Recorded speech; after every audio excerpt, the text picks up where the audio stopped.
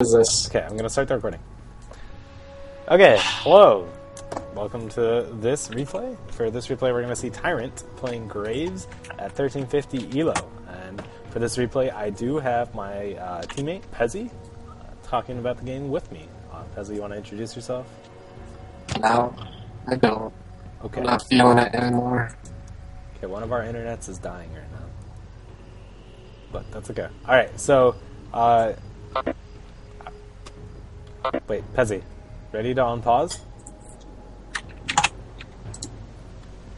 Hold on a second. Pezzy, muted him. This is just so much fail. Okay, Pezzy, you there? Yeah. Ready to unpause? Yeah, Okay. on them. Yeah. Unpause on 3. Ready? 1, Okay. 2, 3. Okay, so if we look at team comps, Tyrant is laning with the Graves, and Sona Graves is an extremely strong lane right now. It's probably one of the strongest bot lanes you could have, but on the other team we have Sivir and Janna, and that's also a very good lane. So what do you think about that matchup, Pezzy? Like I said before, Sivir is extremely effective with that spell shield. Graves' initial laning is all his burst in that Q. And if you spell shield that properly, there's just no damage there. It's free mana, like over and over. Yep. And with Janna's shield, that gives so much damage, and that initial damage on Sivir's Q can do even more burst than Graves' Q. So it'll be iffy. It comes down to the skill play right there in that short time. Yeah, this lane is really going to be determined by the skill of the players. Sivir Janna is definitely going to be a very strong lane against the Sona Graves, but it's really going to be dependent on their timing on their shields.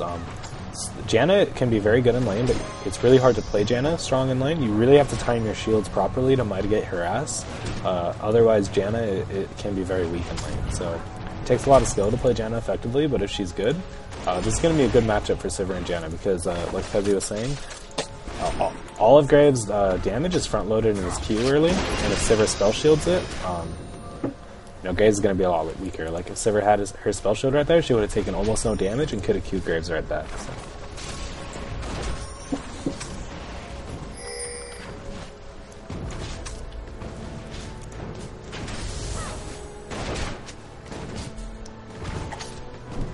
Alrighty. Fun early game. So just last inning. So it's good that Sivir or Sona got an early ward up here because Lee Sin can do early ganks. It's something you guys should have been maybe a little cautious of for a super early Lee Sin gank, but that's alright. And your jungle. Who's your jungle? You got Tryndamere. So Tryndamere can also give some really strong ganks early. He did start red, and I'm surprised he didn't do an early gank, early level 2 gank on your lane since he did start red. That's something you could ask for, and it's something that would have been pretty good for Tryndamere to do. Would have been easy. Instead, he goes up for that Mord. Yep. But that's okay. You definitely need to put really high pressure on Mordekaiser early, so... So that was one really big mistake you guys just made, is you grouped up for that Janna Tornado. You guys should always be spread, and she shouldn't be able to get a Janna Tornado on both of you. So that was tricky. You clear your smoke screen, and then as soon as Sivir walked in, you put your Q. Made sure that Sivir can't really see, so she's not ready for the Q, so she can't spell shield it. You need to be just careful about this lane early. Like, Sivir is really, really strong early, and she's gonna fall off a little bit, like a little bit towards the mid game. But early, you really need to really watch those Qs. If you can't dodge those Qs, you're gonna lose this lane really quickly.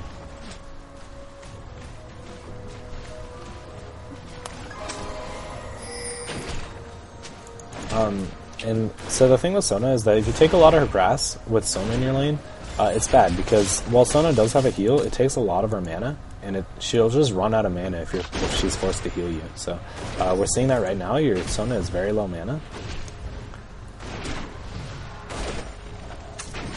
But Tryndamere is here, so hopefully you guys can get a pretty good gank off. He's in position, just go right over that wall, so you guys should go engage on this. You should bait them and engage. Having Tryndamere go first, I think, is a mistake. Because now you guys are really far away and you can't do much. But if you guys went on that first, Tryndamere could have just spun on the wall and been right in that fight. So in general, whenever you're having a jungle gank for you, try to engage first.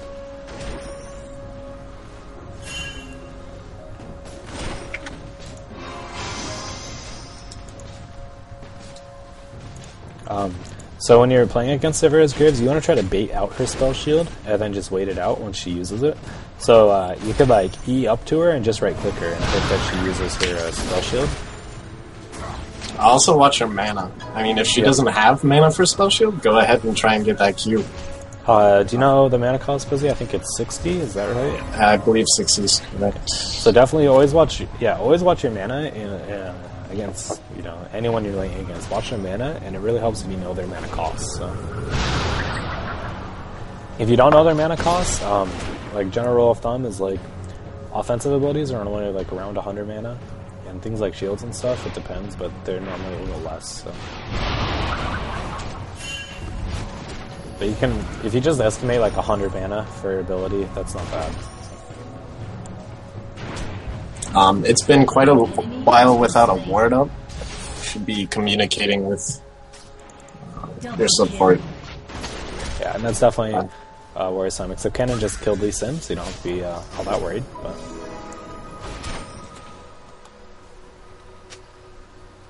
An ally has been anytime you push up is just a great time to ward. And I'd always be a little more fearful when you push up too without one. So. yeah, and so Sivir is really popular like in EU right now, and she's catching on in NA. I know Kaox, whatever. He is Chaos. really like Kaox. He's really liking Sivir right now. He's playing Sivir a lot. Thinks that Sivir is OP. I think Sivir is really, really strong in the lane, but I don't like Sivir in teamfights very much because of her really short auto attack range. But she is definitely one of the strongest AD carries in the lane, though, and does really well against Graves. So, what do you think about Sivir's late game teamfight potential? It just depends on the early game, of course. I mean, if she doesn't get that farm, there is no late game potential, and she does cap off quite a bit more than other AD carries. But your early game is so strong that should be able to push you into the late game much earlier than the rest. So.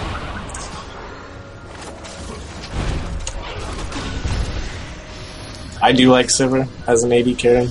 I do think she's just one of the stronger laners right now, even though everyone seems to pick Graves. Like, there's so much hype for Graves right now, and Sona definitely counters that. So, right, so and here we see that you guys, that lack of ward is what causes counter gank to happen. That gank could have been avoided, but you had no ward up. So going back to that whole lack of ward, and you should be communicating with your support to get those wards up. But Sona has a ward in your inventory, so there's really no reason not to have that warded. Big mistake by Lee Sin to try to flash Q that Sona and then miss the Q. That's going to cause him to die. So good job picking up that kill. And Janna's going to die because he baited her. So really big mistake by Lee Sin, but you guys are able to pick up some easy kills for it. So.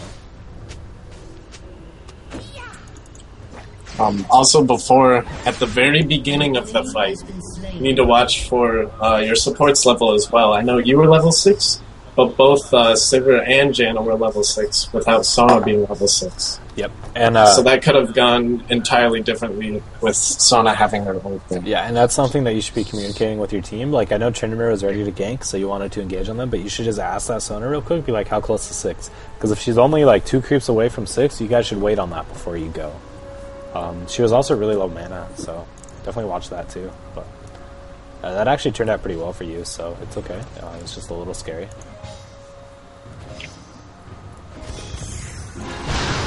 Oh man, support fight. Sona was stout though. Wow, and both of you ended up with 50 CS at the end of that.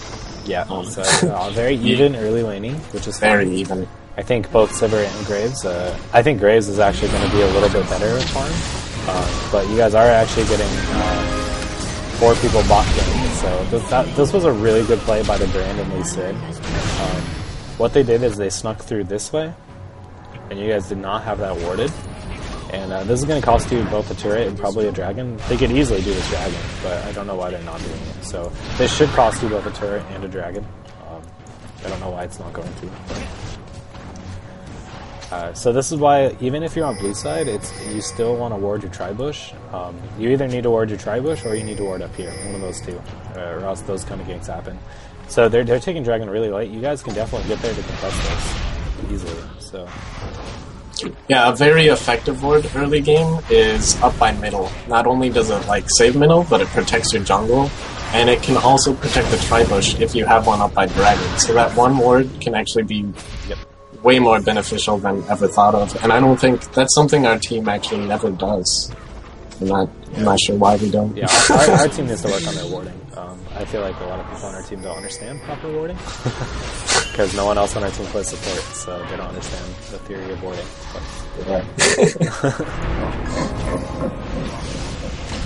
And you did stop the dragon. Well, not you, but your team. Yeah, your team did stop the dragon. This is dangerous for you to jump in on because ward is getting that Sona ghost, so good of you to just run away from that. If I was you, I would just keep farming. Yeah. Nothing bad about that. Just keep farming. Looks like they are going to go hit dragon again. You guys can still you can get in there and try to stall them and poke them off of this. I mean, there is 3 people. Alright, so you can't contest that, but you could have tried to steal that with your ult if you were a little faster. You could just throw your ult there to try to steal it. You might have been able to. It looked like the Lee Sin smited it pretty well, but it's hard to say. But yeah, you just need to be worrying about farming more than anything else. You're behind on farm, you're only at 57. Sivir's also only at 57, but if you look at the rest of the team, like Mordekaiser's at 80 and Renekton's at 80, so you're behind in relation to them. So you need to catch up and you need to keep farming. So this ward is okay. This ward would be much better served up here to see the entrance into your jungle, so you can see if like you're getting counter jungled or anything. But it's still okay. At least you see them coming around behind.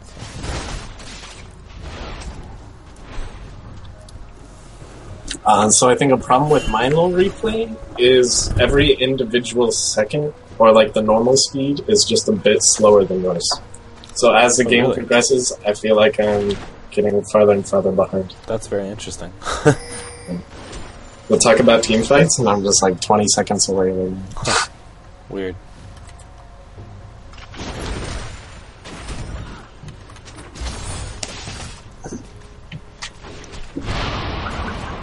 So good job using your E to dodge that tornado.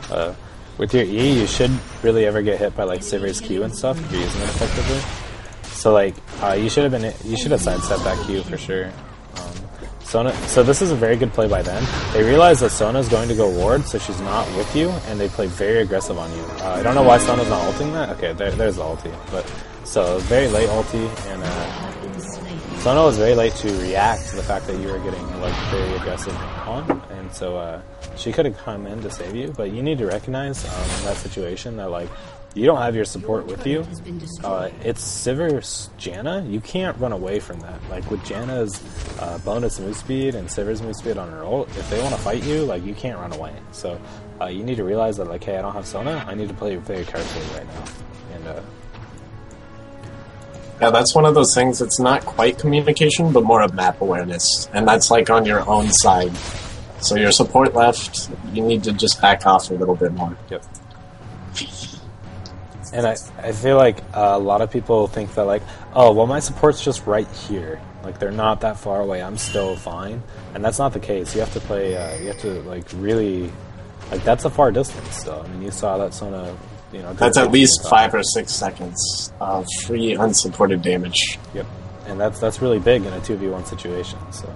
Especially when you and Sivir are so equal right now. But I mean, it's falling off. That Sivir's slowly getting ahead of you. So one thing you should do is you should just freeze the lane right here. Try to balance out the number of minions right now.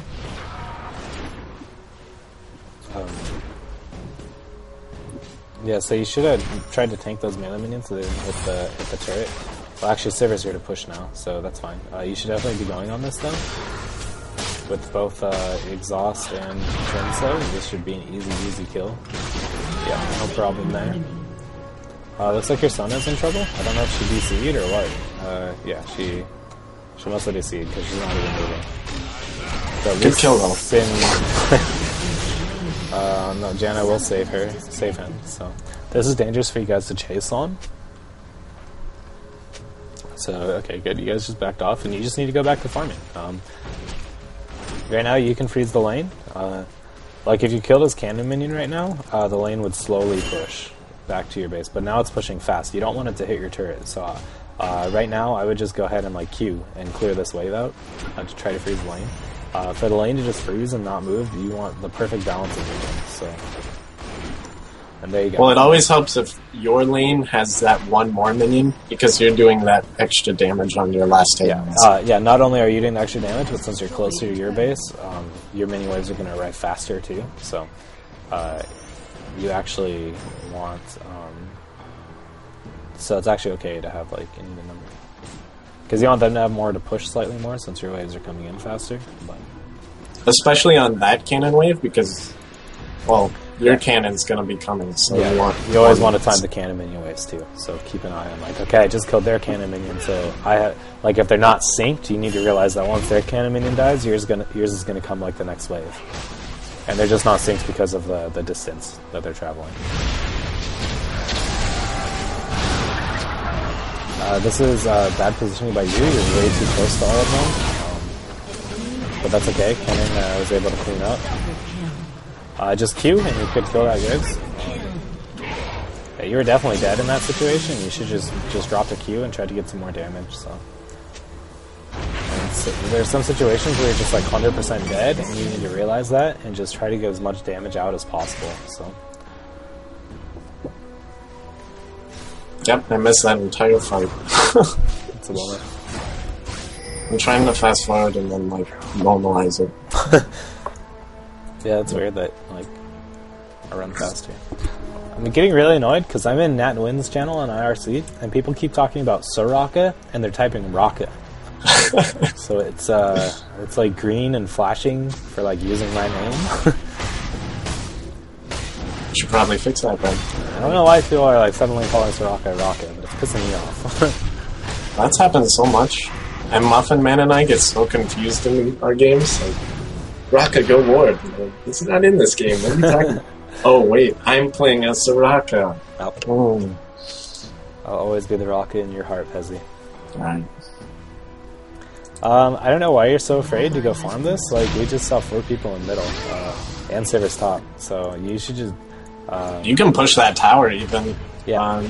Unless you want to join them, but I think that's a lost cause. Yeah, that mid is definitely a lost cause, but I think this is actually the right play because you do need to protect the inhibitor turret, and that's important. So I think that was the right play instead of pushing to go defend your inhibitor turret. So like you could have pushed the bottom turret and gotten that turret, but you definitely would have lost your inhibitor turret if you did so. So I think that's a good play.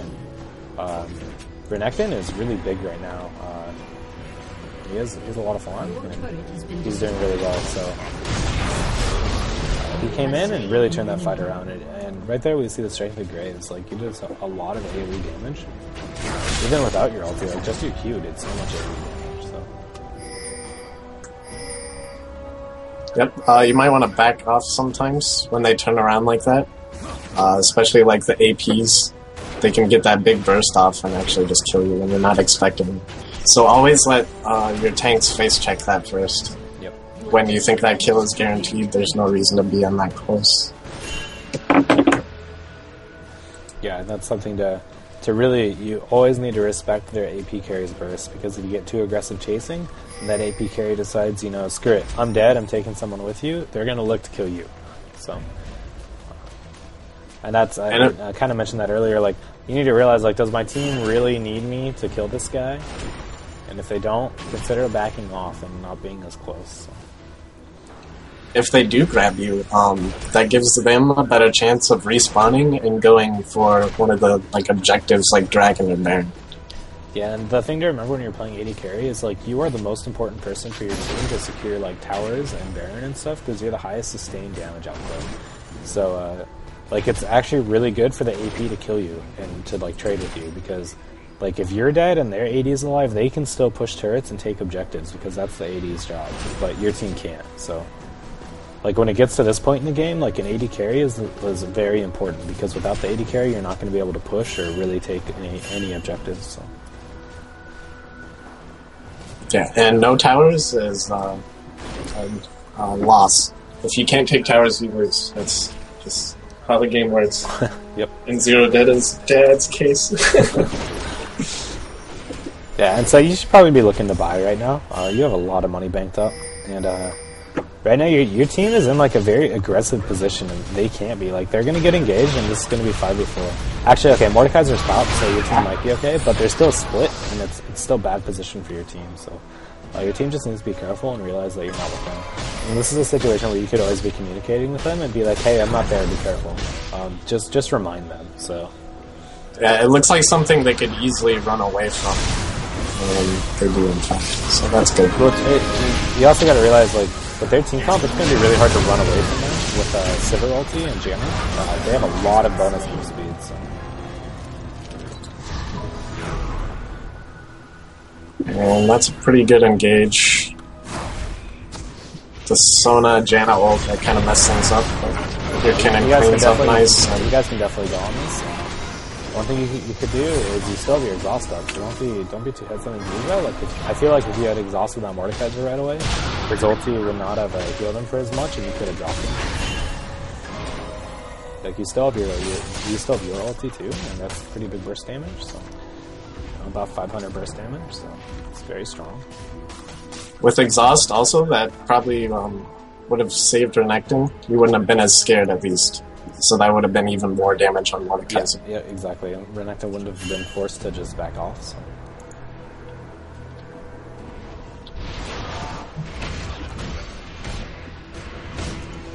Mordekaiser is really funky. He doesn't have chain this,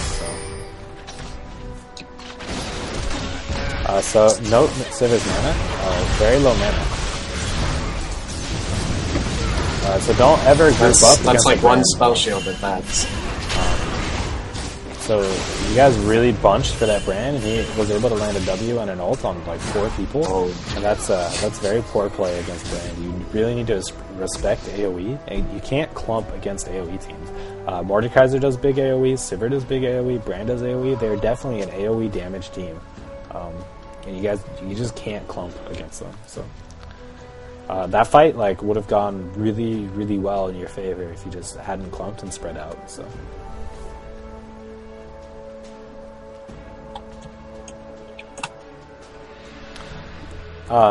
So you're asking RC, would a BT have been better than an iEdge? I don't think so. I like iEdge more than Bloodthirster in most situations. That's definitely my thinking.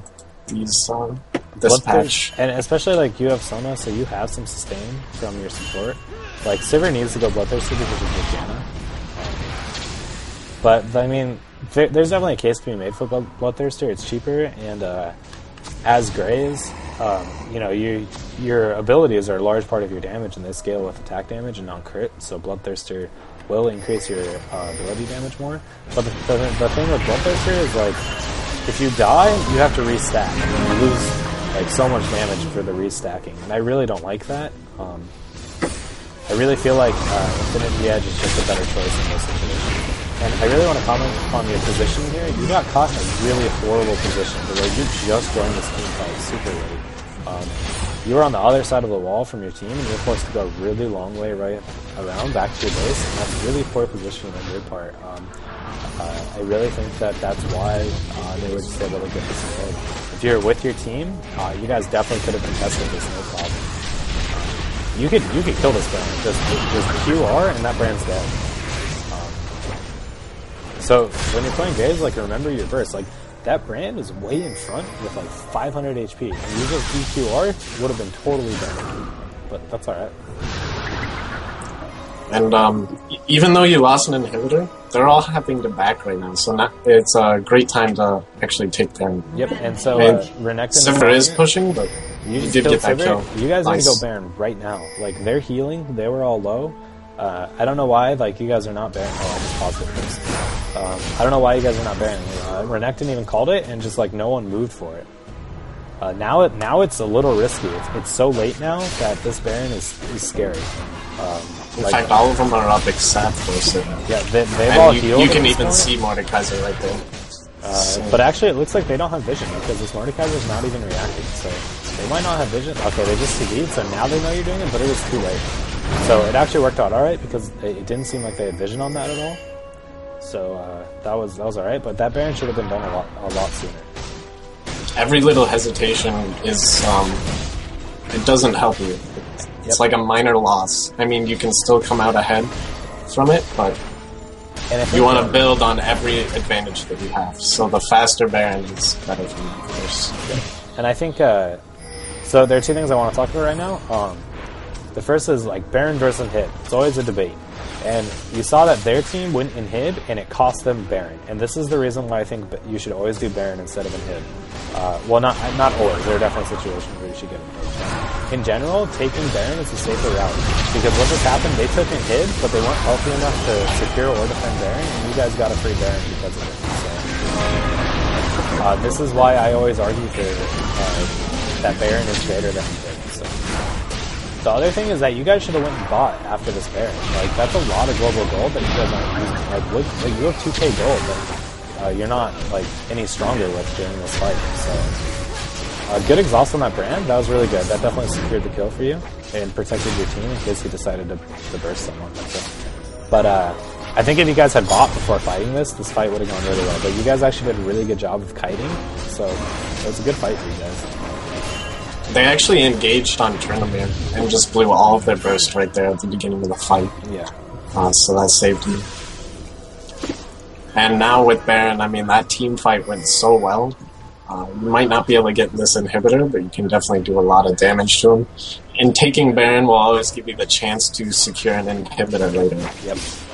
And this is the perfect example. This is a game that's a perfect example for why I think taking Baron is better than taking the inhib. Because, I mean, you saw, like, the enemy team was in a really good position. They took their inhib. They've won the last team fights. But now that you guys got that Baron, you just won a team fight. You have momentum. They're playing passive, and they're afraid of you now. So, the game just took a complete 180 because you took that Baron, so. I see Priest Pants is still talking about BT and Infinity Edge. I just want to say that it is cheaper, but when you're buying iEdge, you're paying for that more damage. It's just a better item for attack damage in general. And that Vamp Scepter actually isn't too much cost, and crit is so powerful right now. That's probably one of my favorite things on an AD carry is critting. With the Vamp Scepter and those crits, that's going to give you way more lifesteal than what a Bloodthirster could ever give you. Yeah, so. That's true. And the other thing with Graves, like, Graves has a very large attack speed steroid, so because of that, he's going to scale really well with both attack damage and crit, like his auto attacks will. So that big attack speed steroid is really going to make the crit more effective too on Infinity Edge, so like, he does have a lot of damage in his abilities that would scale better with the Bloodthirster, but he's still, like, the 80% attack speed steroid is huge, so. 80% attack speed with that crit chance is huge. Yeah, exactly. Because the thing to remember about, like, itemizing for AD carries is that attack damage, crit, and attack speed all scale, like, multiplicatively with each other. So the more attack damage you have, the more effective crit and attack speed are. And same thing for all the stats. So since you have that big attack speed steroid, the more effective crit is, and that's why Infinity Edge is very good on Graves.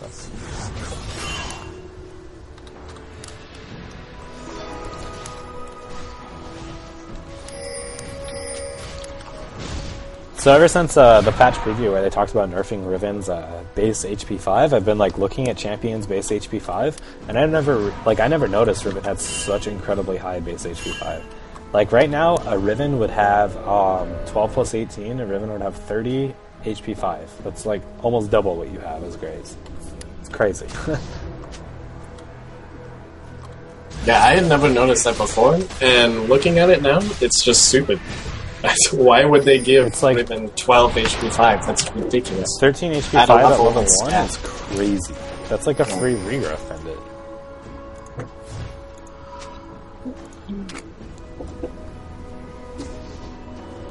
But yeah, so you guys are doing well in this game. Now that you don't have the Baron, though, you guys are kind of back to an equal footing. You guys need to get a feel for who has the stronger team fight. I was gonna say, you still have that advantage, actually. They're without that Baron. Now their positioning might not have been great, but I think gold-wise and item-wise, they do have that advantage on the team. And as long as you guys play team fights correctly, I think you guys are definitely going to come out ahead.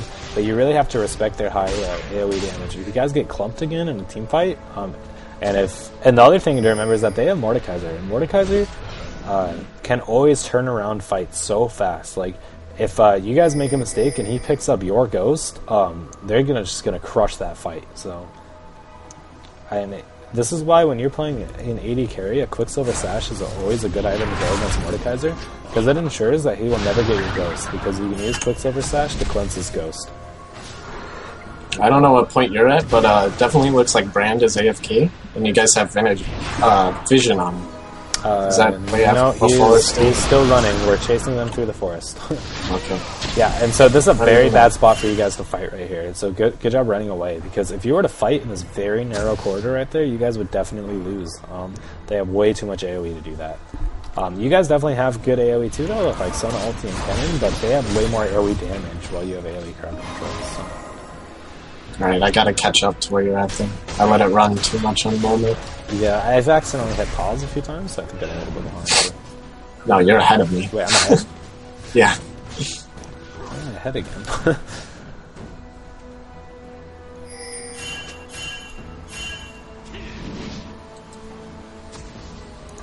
Alright, so they are definitely, you guys are squaring off for Baron. You're not really sure. You gotta get that warded up. Mordekaiser was just standing there. Yeah, you guys definitely need that warded really bad, because they can sneak it pretty quickly at this point. Like, at this point, Baron drops really fast for both teams, so you definitely need it warded, because you don't want to let them sneak a Baron, so... And in those fights, positioning is key. So you're a little behind, so definitely make sure your team waits. I was going to say, your Sona just cleared out the ward and then like didn't put a ward back, but she went back to ward, so that's fine. You guys are in danger of losing your bottom turret, but you can't really go and contest and like protect that, because you'll probably lose Baron. Definitely secure blue. That's always important. So that was very dangerous of you to be the first one running into that bush. If there was more than just Lee Sin there, like, you would have died, and if Rogue got your ghost, you would have lost your ghost. So be very careful with that. That was very scary. Yeah, this Renekton's so huge, and, I mean, Trendemir has his ult. There's no reason to be ahead. Just let them absorb that damage. They can take it. Alright, so you guys picked off a couple, and it's a really good time to get Baron. It looks like that's what you guys are going to do. And this Baron should probably secure you guys the win. So. Yeah, that's a good idea. To never chase too far when there are objectives like that. Yep. As I said, like hesitation. And if they come to contest this Baron, you guys just need to turn and fight them. But you guys pick up the Baron for free, and you guys can definitely go catch them. Yep, Kennen gets an easy kill there on Janna, so. Nekton's doing a good job of forcing them off them. I'm behind, aren't I? Yeah, so with this Baron, this should probably be the game. I think you guys can just push to win right now. Sivir's out of mana, so she's not going to be able to clear waves. As long as you don't give her mana via her spell shield, she's not going to be able to clear waves, so... What you're doing right now is, like, sieging that outer turret. It's always a good idea to go to the farther outer turrets. I mean, it's a lot easier to get a team fight going around that turret, which isn't as strong. I do want to comment. That's always free gold if they don't go for it. So. What just happened? Like, you took turret aggro for some reason, and you took like 4 or 5 turret shots and a brand W, and you had to get out. And that whole time where you were running away because you took that turret aggro, you could have gotten like 5-6 hits on that turret, and that's your job as an AD right now. When you have Baron and you're trying to push down turrets, you don't care about poking and harassing them. Let your team do that. Your whole job is to hit the turret. Like right now. Yeah, the earlier the turret falls, the bigger advantage you have on you. especially with team fights when you're trying to engage a team fight. You don't want that turret to be like up. like, don't worry about this poking game your team is doing. You need to be hitting this turret and pushing it. So there you go. Now you're hitting the turret, and look how fast that's dropping. That's not even with your attack speed set right. So your job as an AD, let your team do the poking game and trying to like poke and kill people. That's not your game. If they actually commit to a full fight and someone else gets turret aggro, then sure, go and fight them. But before that, when you're dancing around and poking, your job is to just hit the turret. Well, but now when you're poking the turret, your team is trying to engage. So you need to be careful of that. So, Make sure they don't go all the way in, but just kind of scare them off while you take that time. Yep. And so you can definitely keep the pressure on. The Sivir's like half health and out of mana. Yeah, there you go. Insta-giver. That's the way to do it. Very nice. Yep. Yeah, that was very silly of the Sivir to think that, like, she probably thought she has enough lifesteal that she can just regen that back, but that was really silly to, like, think that you're just gonna let her sit there in lifesteal, so. That's where crits win these points. Exactly. Burst is always, like, more effective than sustainable. Like, if you can do 1,000 damage up front, or 1,000 damage over 10 seconds, it's always better to do it up front, so that's one reason crit is so effective, so. They're just gonna get scared and run away for the most part, and then that's free shots while they're trying to run. Yep. They're not doing any damage back to you. So. Yep. And this Baron just secured you guys 2 inhibs, and probably the 3rd. You guys definitely have a lot of gold that you can spend right now, so don't forget about that. You guys might want to like regroup before going for this 3rd inhib, but if you can pick one like this Mordekaiser, then yeah, okay, this is definitely game, so good job going on that Mordekaiser. You should just go on the Sivir. Like, you're huge right now. You should go help your Kennen out. Like, you guys can kill these guys. Like, your exhaust is up. Like, just exhaust someone and kill these guys. There you go. And there we go. Yeah. We see that high edge crits just coming in. The more they fight, the more their base is being destroyed by your super creeps, too. So always drag it out and try and bait that last fight. As long as you don't die, that's a win for you. Yep. Yeah, so this game's definitely yours. 2 inhibs down. You guys are way ahead. Yeah, I'm just going to lock the camera on you because I really have to pee. Drinking way too much water. But Pezzy can do the commentate. But the camera's locked on you, Tyrant. So, alright, I'll be right back. The only problem now is I have no idea what the time is. Can't really follow his game. I mean, there's not much here. You have such a huge gold advantage. Any team fight, as long as you're together, you should be able to absolutely destroy and just push the lane. So securing those buffs, of course, pushing.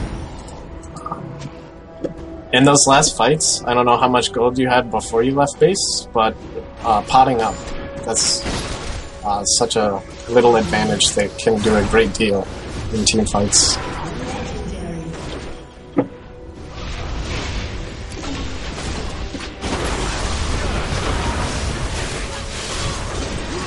Take out the turrets.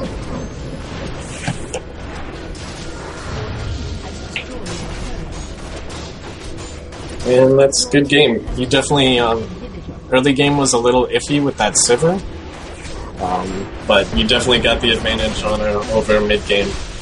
So maybe Sivir isn't the best carry, but that early game, if you can get that huge advantage over the Graves and just kind of insta-give them over and over, you won't have much of a late game.